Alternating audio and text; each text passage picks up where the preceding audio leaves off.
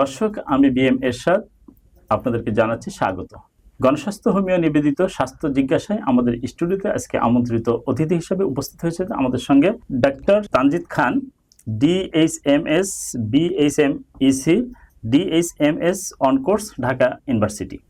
জি doctor Tanjid, আপনাকে এসবিটিপির পক্ষ থেকে স্বাগত। আপনি কেমন আছেন? আলহামদুলিল্লাহ, আপনারা কেমন আছেন? আমাকে আপনাদের মূল্যবান সময় দেওয়ার জন্য ধন্যবাদ। আমি ডাক্তার মোহাম্মদ তানজিদ খান, গণস্বাস্থ্যে ক্যান্সার রোগী হিসাবে ক্যান্সারের রোগী দেখে থাকি।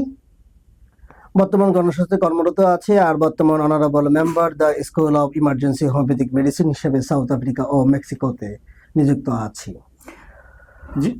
জি ডাক্তার তানজিদ, আপনার কাছে আমার প্রথম প্রশ্ন ছিল, আপনার গণস্বাস্থ্য হোমিও, বিশেষ করে আমরা জানি যে চিকিৎসা ক্ষেত্রে আপনারা একটা ব্যাপক আলোড়ন সৃষ্টি করছেন ক্যান্সার। তো আমরা জানি যে ক্যান্সার হলে আনসার নাই, এবং বিশেষ করে ক্যান্সার একটা মরণ ব্যাধি রোগ, এটাই আমরা সাধারণত জানি। তো এই ক্যান্সারে আপনারা কিভাবে সফলতা অর্জন করতে সক্ষম হয়েছেন, বা ক্যান্সারকে আদৌ এই হোমিও চিকিৎসাতে সুস্থ হয় কিনা? আসলে আপনারা যদি চিকিৎসা বিজ্ঞানের ইতিহাস জানতে চান, যে হোমিওপ্যাথি যে আবিষ্কার করেছে স্যামুয়েল হ্যানিম্যান, উনি একজন অ্যালোপ্যাথি ডক্টর ছিল। যখন কোনো মানুষের দুরঙ্গ ব্যাধি রোগে আক্রান্ত হয় এবং তারা দীর্ঘদিন যাবত এই রোগটা ভুগতে থাকে, তখনই সে একবার চিন্তা করলো যে না, আমি এমন এক ধরনের চিকিৎসা আবিষ্কার করব যেটা করে মানুষের দুরঙ্গ ব্যাধির রোগগুলো চলে যায়। এজন্য আমরা কোনো রোগ নয়, রোগীরই চিকিৎসা করে থাকি। হোমিওপ্যাথির এটাই ল, সিমিলিয়া সিমিলিবাস কিউরেন্টা। তো আমরা লক্ষণের চিকিৎসা করি, রোগ যা হোক না কেন, সেটা ক্যান্সার হোক, সেটা জন্ডিস হোক, সেটা জ্বর হোক। আচ্ছা, ধরুন একজন ক্যান্সার রোগী, সে বাহ্যিক কোন সিমটম পরীক্ষা নিরীক্ষা ছাড়াই সে অনুভব করতে পারবে যে সে ক্যান্সারে আক্রান্ত হলেও হতে পারে? আসলে এটা এক ধরনের হলো ফিজিক্যাল সিমটম। আমরা ডাক্তাররা যারা আমরা পড়ি মেডিকেল সায়েন্সে, তাদেরকে আমাদেরকে ফিজিক্যাল সিমটমের উপর পড়ানো হয় এবং তাদেরকে সাইকোলজি পড়ানো হয়। সাইকোলজির ভাষা বলা আছে, তুমি কোনো মানুষের দিকে তাকালে বুঝতে পারবে, তোমার মেমোরিতে গিয়ে ক্লিক করবে যে তুমি তার কি সমস্যা খুঁজে পাচ্ছ, তুমি ডক্টরের ভাষা বা মেডিকেলের ভাষায়। তখনই আমরা রোগীদেরকে বলবো যে আপনার কি কি সমস্যা হচ্ছে।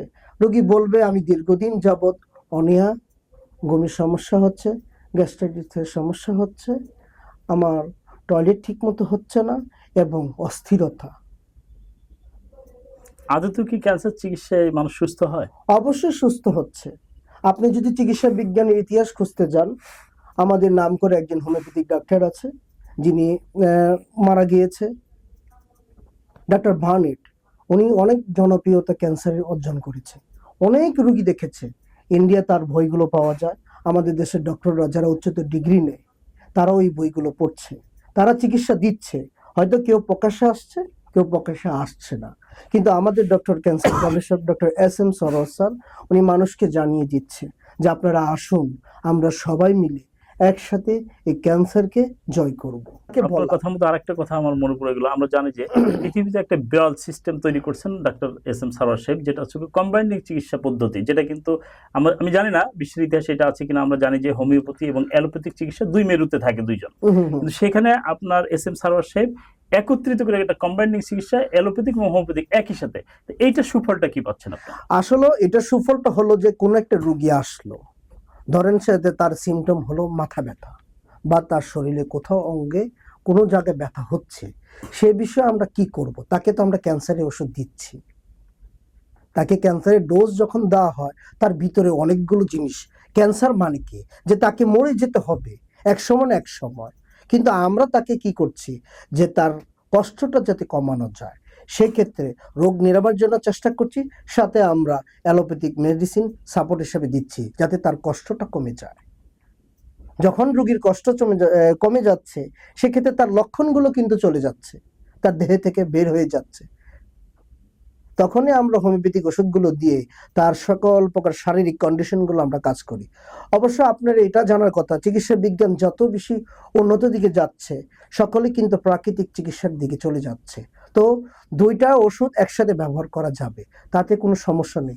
যখন রোগীর সার্জারি প্রয়োজন হবে, হোমিওপ্যাথিতে সার্জারি পড়ানো হয়। জি ডাক্তার তানজিদ, আমরা এই চিকিৎসা জিজ্ঞাসা পদ্ধতির এই আজকের আলোচনার টপিকস নিয়ে প্রত্যেকটা একেবারে শেষ মুহূর্তে চলে আসছে, আমাদেরকে বিদায় নিতে হবে। তার আগে আপনার কাছে আমি আরেকটি বিষয় জানতে চাবো, সেটা হচ্ছে কি, একজন মানুষ সুস্থ থাকতে হলে তাকে কি কি উপদেশ দিবেন আপনি? আসলে এক কথা হলো, বর্তমান সমাজে হলো খাদ্য